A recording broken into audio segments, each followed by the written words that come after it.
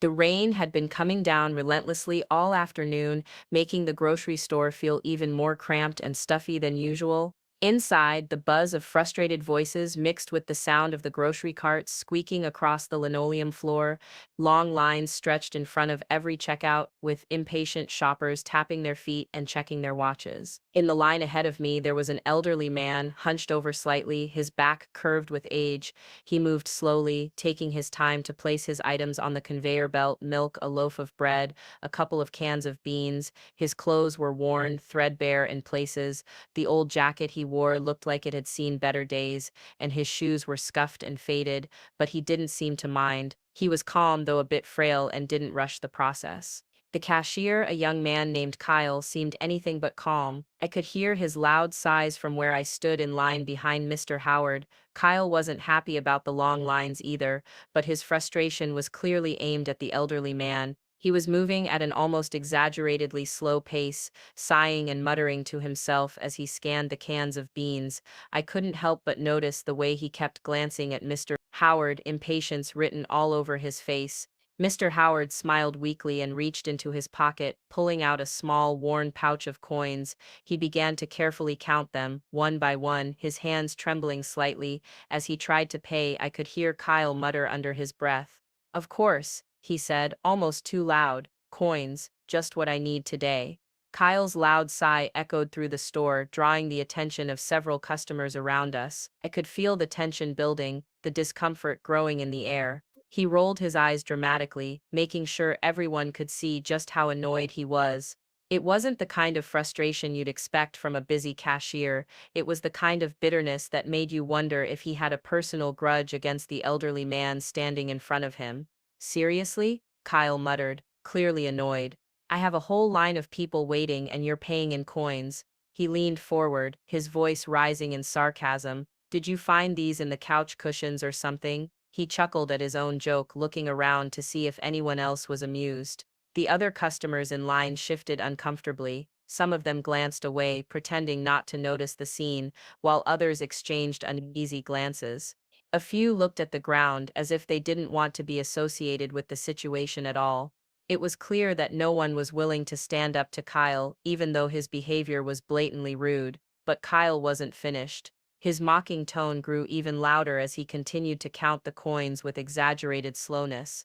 "What is this? 1940? Do people actually still pay like this? Are we going to start trading silver dollars next?" His voice was dripping with mockery, and he didn't seem to care that he was humiliating Mr. Howard in front of everyone. Mr. Howard, on the other hand, said nothing. His face turned slightly red, but he didn't argue.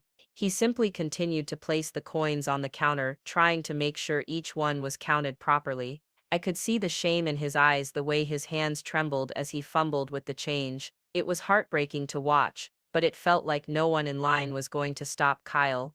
"I'm sorry," Mr. Howard muttered softly, barely above a whisper. His voice cracked, and I could see the weight of the embarrassment in his posture as he gathered the remaining coins. "I'll hurry up." He quickly shoved the rest of the coins into his pocket and began to grab his bags, eager to escape the uncomfortable atmosphere. Without looking at anyone, he shuffled out of the line, his shoulders hunched as if trying to disappear. As Mr. Howard hurried away, his back slightly hunched, I felt a wave of anger bubbling up inside me. It wasn't fair. He hadn't done anything wrong, but Kyle's mockery had made him feel small, like he didn't matter. The rest of the customers in line stayed silent, but there was one person who couldn't let it slide. A teenage girl, probably no older than 16, stepped forward.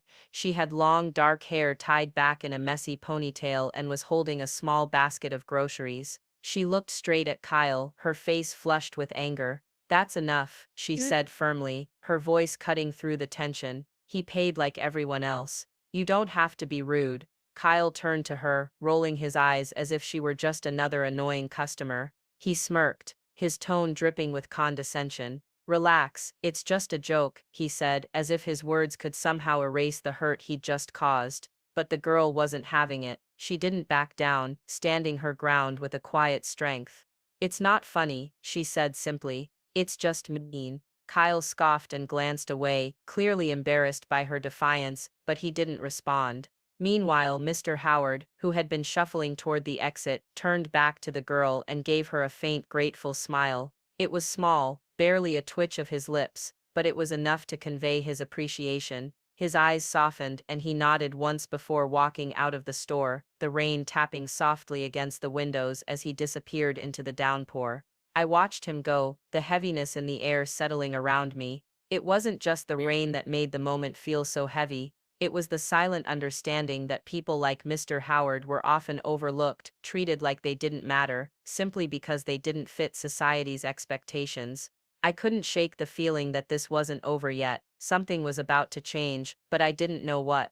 As the last of the customers trickled through the checkout lines, the store manager, Miss Diaz, emerged from the back office, her heels clicking against the floor. She had overheard the entire exchange and walked straight over to Kyle's register. Her expression was calm, but there was a sharpness in her eyes that told me she wasn't pleased. "Kyle," Miss Diaz said firmly, her voice steady, "can I speak with you for a moment?" Kyle looked up from his register, still with that arrogant smirk plastered on his face. He barely acknowledged her at first, more focused on adjusting the register than anything else. "Sure, what's up?" he asked, his tone dismissive.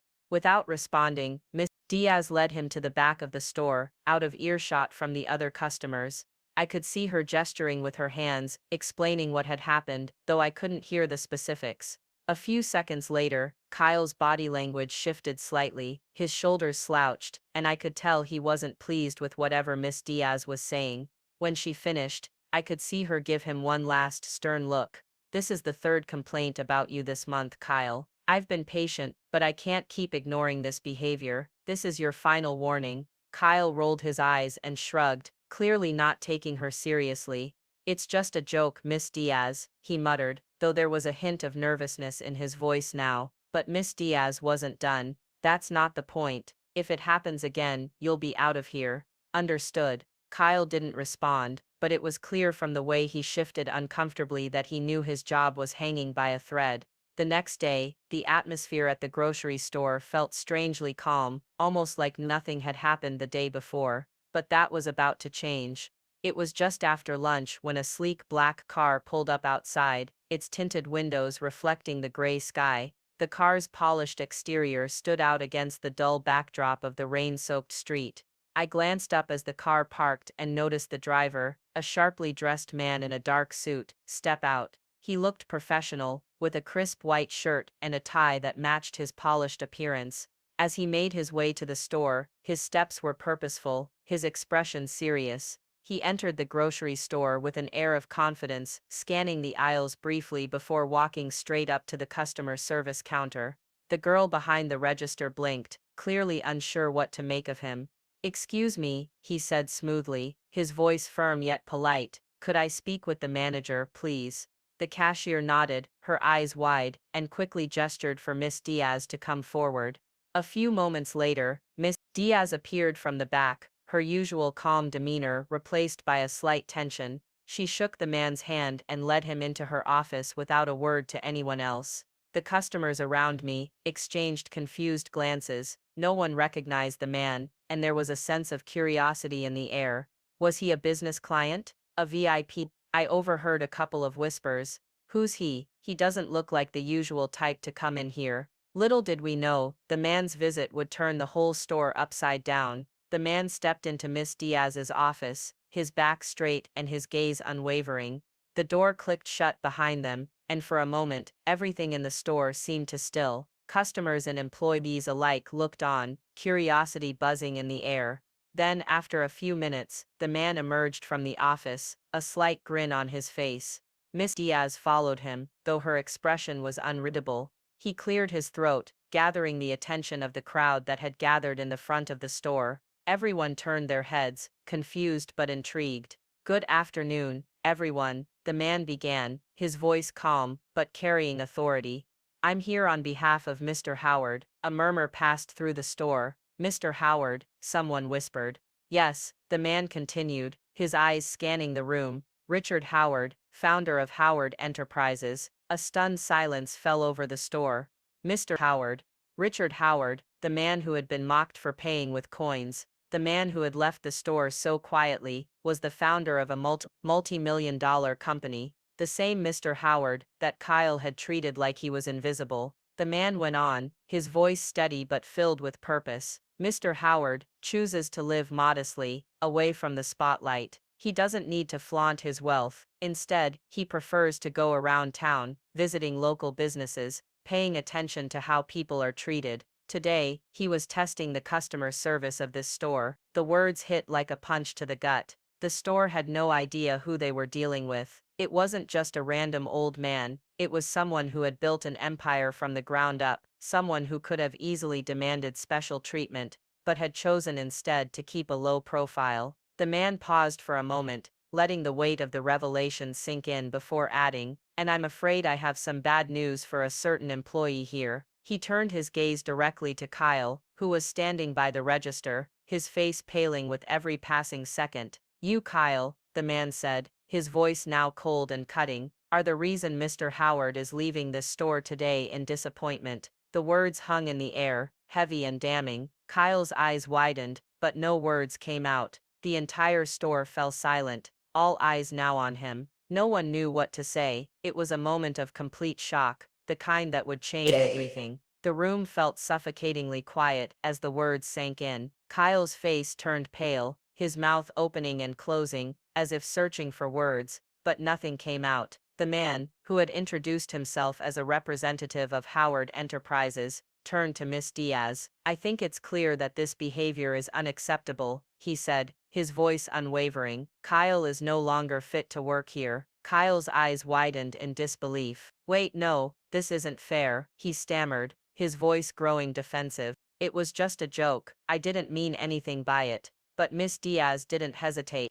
She stepped forward, her decision firm. "I agree with him," she said, her voice cool and resolute. "You've had several complaints, Kyle. This is your final warning, you're fired." Kyle opened his mouth to argue again, but the words died in his throat. There was no escaping it. His smug attitude had finally caught up with him. In the corner of the store, the teenage girl from yesterday stood watching, her arms crossed, a quiet satisfaction on her face. She'd stood up for Mr. Howard, and now, in some way, justice had been served. Just then, Mr. Howard walked back into the store, his presence almost unnoticed at first. He nodded toward the girl, a small grateful smile on his face. "Thank you again," he said softly, his voice sincere. "You did the right thing." As I stood there, watching the scene unfold, a sense of quiet realization settled over me. It wasn't just about what had happened to Kyle, or the shock of Mr. Howard's true identity. It was about something deeper, something far more important.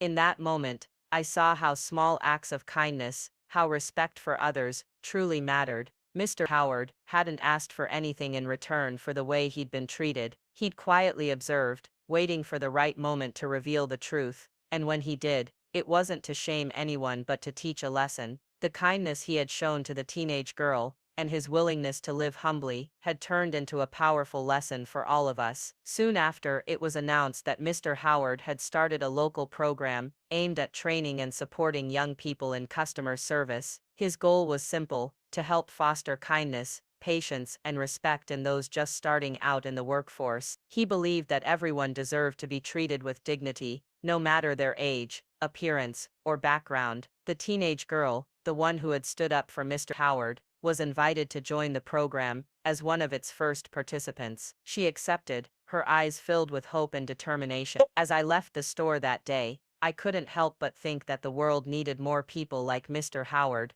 people who believed in kindness and fairness, and it also needed more people willing to stand up for others, just like that brave young girl had done. Thank you for watching this heartfelt story. It's a powerful reminder that kindness and respect can make a world of difference, and that standing up for others is something we should all strive to do. I hope this story left you inspired and reminded you of the impact our actions can have. If you enjoyed it, don't forget to like, comment, and share this video with your friends. Let's spread some positivity together. And if you haven't already, make sure to subscribe for more stories that are sure to tug at your heartstrings. Your support means a lot, and we can't wait to share more inspiring tales with you. See you in the next video.